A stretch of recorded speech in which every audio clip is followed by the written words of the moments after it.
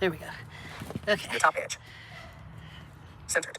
Okay, so we are recording a video at our parents' for therapy. It's Elliot, and today was Anne's endoscopy, so she had that. It went well. She's recovering, resting on the couch. One face centered. It went well.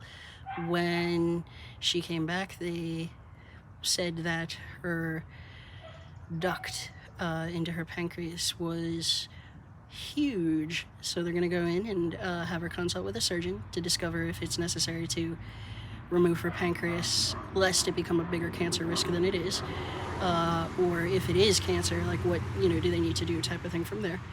So that's great. Xander's been pretty close today because he usually is with Anne's medical issues.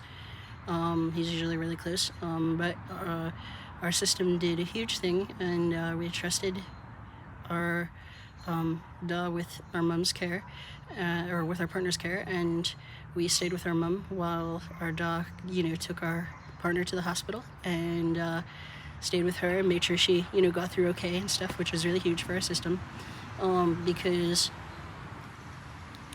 our MOS was 68 whiskey, and so this was medical, and that's, Xander truthfully doesn't trust anyone really with any family member's care unless they have an MOS of 68W, or they are a doctor whose medical knowledge he has in-depth understanding of, because he feels that today's doctors are not often trained properly, and that their training is not often, sorry about the cars, that our training is not often quality when they come out of the medical schools and such, and so therefore he just doesn't trust that they will have the skill set to handle his family. That may not be true at all, but that's just how he feels.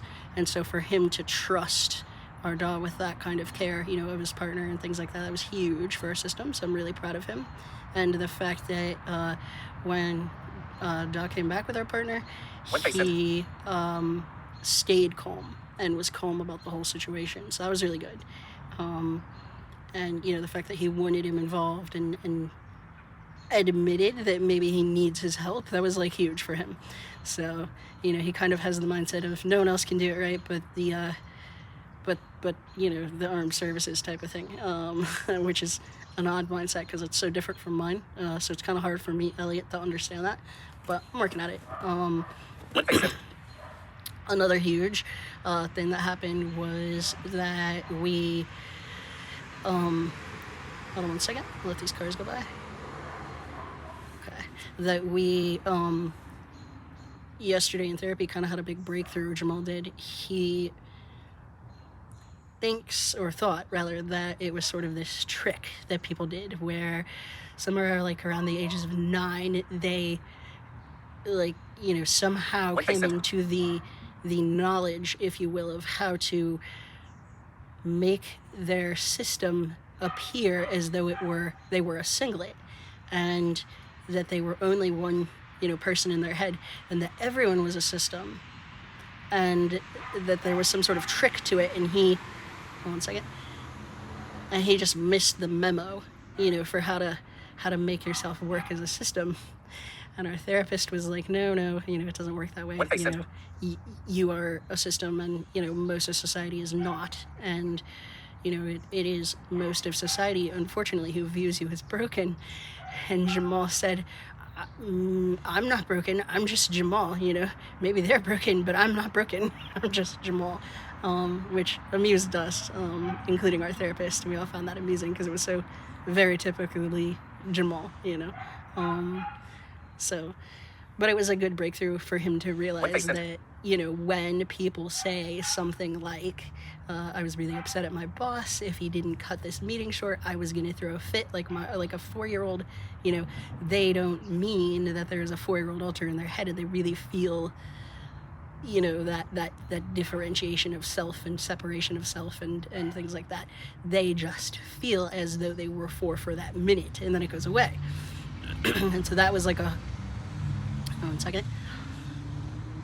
harder concept for him to get, was that there was really no trick, that this people really are their personalities do really mesh together and they just become one person, you know. And, you know, he said, wouldn't that be very lonely? You know, that must be very lonely in their head, you know, to just be one person.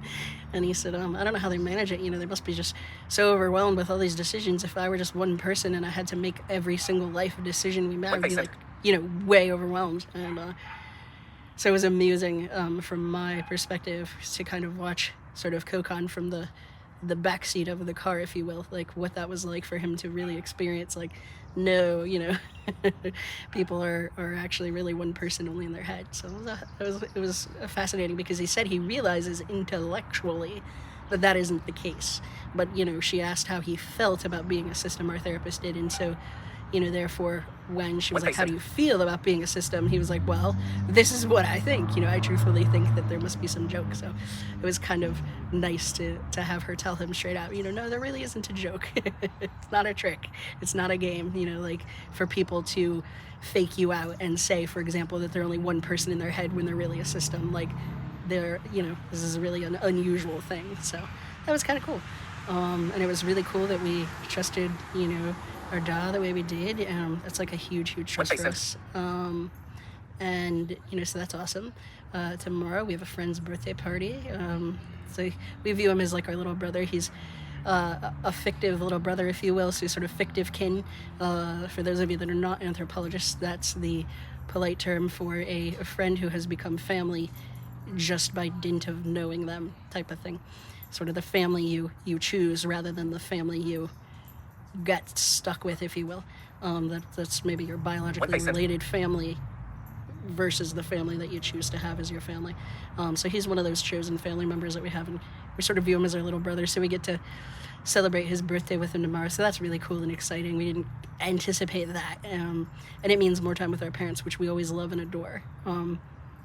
We personally, as a system, would be utterly thrilled if you know, by some dint of magic or whatever, you could move our house up here and like plop it next door to our parents. We would be the type of system that would be thrilled with that type of contact, you know, with our parents.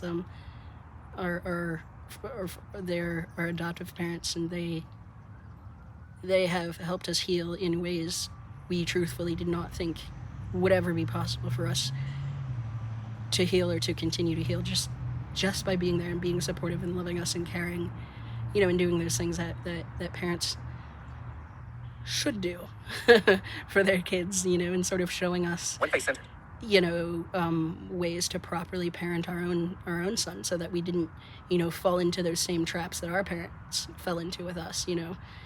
So it was just an amazing experience for us, which it always is.